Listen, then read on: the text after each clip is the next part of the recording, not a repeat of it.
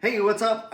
We're gonna go through and do a quick reflash of my G5s. So Windows 10 does updates. They do updates all the time, and every time they do an update, it breaks my G5s and my transponder. They stop working.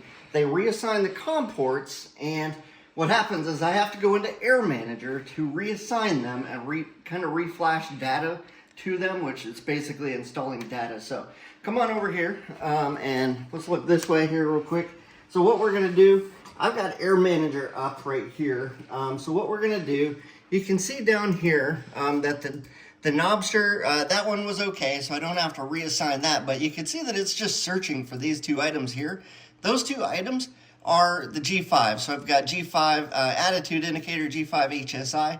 So what I'm gonna do, it used to be on 12 and 13. When the update happened, they decided, you know what, we're just gonna move them over to a different one. But Air Manager's like, I don't know where they went, they're gone. So what I'm gonna do here is just remove these, just like that, right click and remove.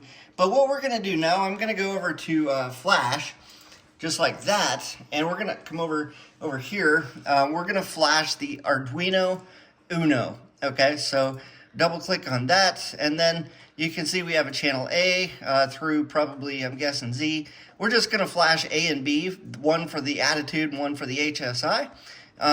So when you click on the COM port, the problem is there's so much crap. If you only have two G5s connected, it'd be pretty obvious, but we have a lot of things, so I don't know which one it is. But a recent update, they made it so at the very least I can see which ones are real SimGear ports. So I got a few there. Problem is I have a whole bunch of real SimGear stuff plugged into this thing. So what we're gonna do to figure this out is we're gonna unplug it and then we're gonna plug it back in. So we're gonna start with the attitude indicator and we're gonna unplug the we're just gonna unplug the USB port, and I'm gonna keep an eye on which one of these COM ports goes away. So I'm guessing it's 7 or 8 maybe. Nope, I was wrong. Looks like 34 maybe. So let's plug it back in. And 36. Okay, so what we're gonna do is click on 36 because that's the one that went away and came back. We're gonna assign that to channel A, and then we're going to click on Flash down here. And what it's gonna do is it's gonna install a little bit of data to this. So what we're gonna do is just give it a second while we're going through that, and then we're gonna do the other G5. What this does, come in here, what that's gonna do is it makes these buttons work on here. These knobs, they won't work until we do this process. So you can come back up here, it says successfully flashed device. Now, it used to show a bunch of data, but apparently they updated it so it doesn't. So I'm gonna close that, we're gonna do this process one more time, Arduino Uno, and we're gonna do this. We're gonna figure out what the other one is, which I'm gonna go out on a limb and say it's probably 35. But just to make sure, let's pull. We can see 35 did go away. And then we're gonna plug it back in. Make sure you don't accidentally unplug something else.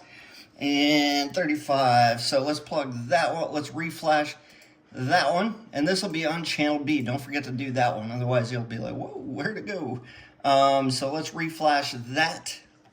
And then that'll go through that process. Now, we got one more thing that we're gonna do. We're not gonna flash this device, but since we're here going through this process, we have the Propwash device here, which is a transponder.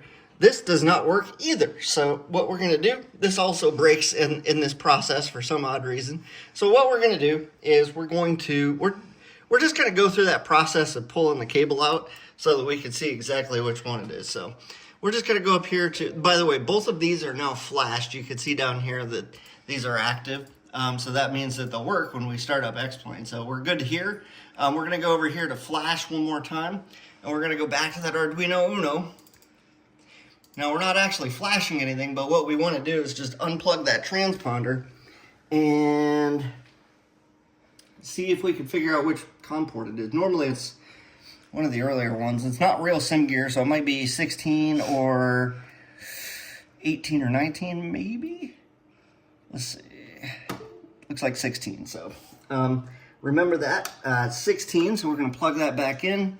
I don't like plugging things in and unplugging them all the time because I'm pretty sure that causes wear and tear, but What we're going to do now is we're just going to go, now that we know it's 16, don't forget that, by the way, I'm not going to reflash, we're just going to click X, and we're gonna go start up X-Plane real quick, okay? All right, so we've got X-Plane fired up. You remember which COM port that was? Because I already forgot. So let's go, what we're gonna do is we're actually going to go into our plugins up here in the top left, if you can see that over there. And we're gonna go to, we got a lot of different plugins for different things, but what we're gonna do, we're gonna go over here to Propwash, and we're gonna go over here. It says COM for, it used to be on 42, but it's now disconnected. So what we wanna do is come over here, go to serial port, and we wanna go to 16. So we're now gonna assign this to 16 because the Windows update decided that it was going to randomly disconnect that. So we're just gonna click on 16, and we have to turn on our avionics, so let's turn on the avionics. Looks like that's coming up, and we can now use this. So we can change the numbers on this, 30 to 4004, whatever. We could change it, that it works. That's the bottom line. And then if you come over here, you'll also see that the G5s, we can now move the buttons on this, and this works as well, or we can turn it off, although that really isn't going to do much for us, but we can see that we can turn it off and that these buttons now work.